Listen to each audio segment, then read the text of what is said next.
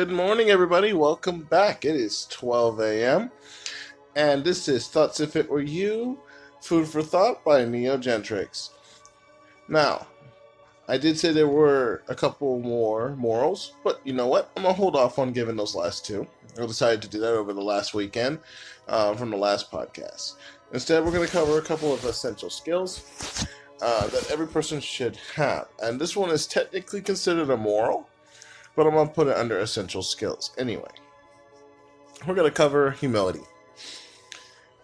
It's basically humbleness, or how do I put this? Humbleness or humility is perhaps an underrated virtue. It sounds like a very biblical trait for most people, and indeed many of the great religious leaders have been described and celebrated as very humble. But, however, just because humility is old-fashioned doesn't mean it no longer is important, okay? Humility, if we use it as a noun for that matter, is the state or quality of being humble, lowliness of mind, modesty. Whereas its adjective definition says lowly, modest, unpretentious, having a low opinion of oneself. This doesn't necessarily mean that you lack self-esteem. It just means that, you don't think you're better than everyone else. These definitions make humility sound like a very negative quality, but humility is, as practiced by the great religious leaders, was not negative. Their opinion of themselves were low only in the sense that they understood that they were not more important than others. They also understood that they were not less important than others. Okay? Either Jesus, for example, was not afraid to fight for his right to speak out for others, especially with those who were poor and struggling. And he spoke to those in authority in exactly the same way he spoke to everyone else. Ooh, excuse me. I had a long day. In other words, humility is not being a doormat, okay, and allowing people to walk over you. Instead, it's the understanding that every human is equally valuable, a recognition that you are worth no less and no more than anyone else. So this brings up the question, why does humility even matter? I'm going to be honest with you. One of the reasons why humility seems old-fashioned is that we're often made to feel that we need to look out for ourselves because nobody else will do so. It's a dog-eat-dog world. This point of view suggests that you need to be aggressive to get what you need in life, which, along with pride, is perhaps the very opposite of humility. Okay? I will cover assertiveness at a later date, but, however, it's easier to argue that it is more appropriate to be assertive, to be able to stand up for oneself and others, and putting your point of view calmly. Assertiveness is very definitely compatible with humility. It recognizes that everyone has an equal right to be heard and enables everyone to put their own point across. Indeed, it is quite possible to argue that not only is assertiveness compatible with humility, but humility is absolutely essential for developing assertiveness. In other words, without a recognition that you are no more or less important than others, it's important to recognize that everyone has an equal right to be heard, or indeed to be listened to, or listen to others openly. Okay? So, I ask you this. What about the fit between humility and self-esteem? And someone asked me this earlier today. Self-esteem is how you feel about yourself, okay? The definition says that humility is having a low opinion of oneself, which is clearly closely linked to self-esteem. And being humble, however, does not mean having a poor opinion of yourself, but rather accepting yourself as you are, and your many good qualities as well as your limitations, recognizing that others also have good qualities and are equally valuable.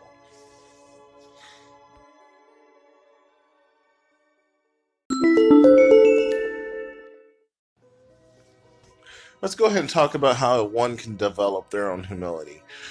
For many of us, humility is one of the hardest traits to develop because it has to start from a recognition that you're not always right and that you do not have all the answers, which we covered in a previous episode.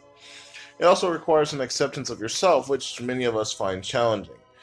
It is relatively easy to be humble when you are at the bottom of the tree, as it were, new in a job or a very junior or the more senior you get, however, though, the more likely you are to have people looking to you for answers, and the more you find yourself believing that you can help. If you're not careful, you can reach senior's position just the moment at which you most need humility, believing that you are more or less infallible.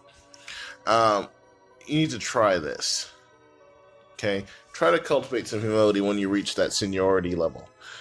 You may want to try a couple of these activities here. I have a few on my list here. First off, spend time listening to others before you open your fat mouth. A key quality of humbleness is to value others and enable them to be heard. Spending time listening to others and drawing out their feelings and values, enabling them to express themselves, is a very powerful way to start to understand this. It's important to remember that you are not trying to solve their problems. I can't stress that enough. Or even answer them. Just listen and respond to them as a fellow human, Practice mindfulness. Focus on the present. A key part of mindfulness is accepting what is, rather than judging and commenting on it. An important element of humility is accepting yourself with all your faults, rather than judging yourself for your shortcomings. That doesn't mean that you shouldn't strive to improve, but positively, rather than berating yourself for your negative qualities. On that note, be grateful for what you have. In other words, take the time to count your blessings and be thankful for them. It is easy to get sucked into a negative spiral of wanting more, whether in yourself or externally. Take time to stop and remember that you have to be grateful for. And it's a good way to cultivate a more humble, positive frame of mind. I'll be honest with you, it's not that hard to do this. It's just that it becomes difficult to be consistent. And with that being said, know when to ask for help when you need it. There's as many of us will really recognize a form of pride that lies in being able to solve the problems ourselves. Humility, therefore, lies in recognizing when we need the help that we don't think we need, and being able to ask for it appropriately. You may find it helpful to read through lots of pages and find different kinds of analysis on how to handle things, but in reality, you just need to take a back and let other people help you instead of trying to help everyone else. On that note, if you can't seem to figure this out on your own, seek feedback from others on a regular basis. This is perhaps particularly important specifically for leaders of any kind. I've been a manager before, so I can understand this, but we can all gain from hearing what others think of us. Take time to answer others, to provide feedback anonymously if necessary, and make it clear that you welcome their opinions. Listen to their feedback openly and be grateful. I.e., shut up, don't run your mouth, hear what they have to say, listen to it and understand before you just turn around and say that they're wrong.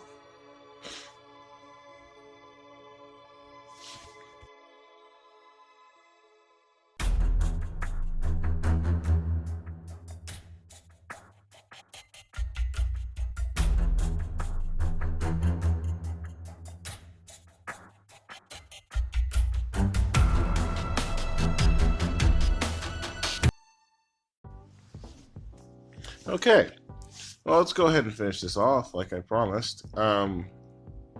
With that last topic in mind that we just covered, there's only one other thing left for you to do.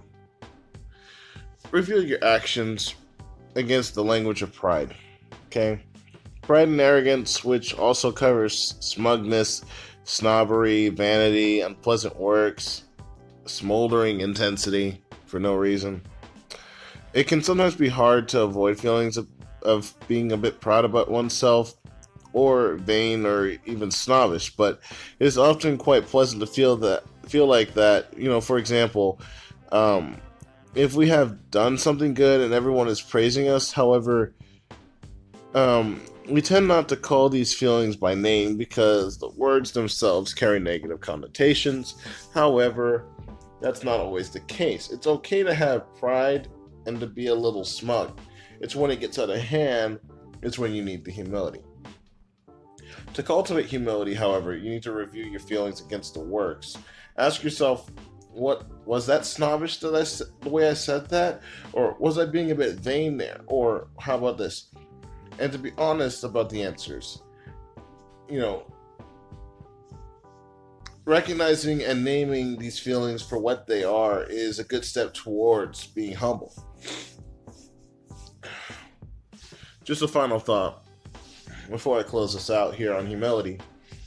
It may sound old-fashioned, but it does not mean that a little humbleness is not as important as it is now. Okay, in an era which many bemoan the growing selfishness and the I focus of the world, perhaps we should all strive to develop a more humble approach. And the reason for this is to keep us in a good mindset and at the same time keep our sanity in check. This is something that we all need. Again, thank you for listening. This has been Humility on Thoughts If It Were You, Food for Thought by Neo Gentrics. I thank you for listening and have a great rest of your day.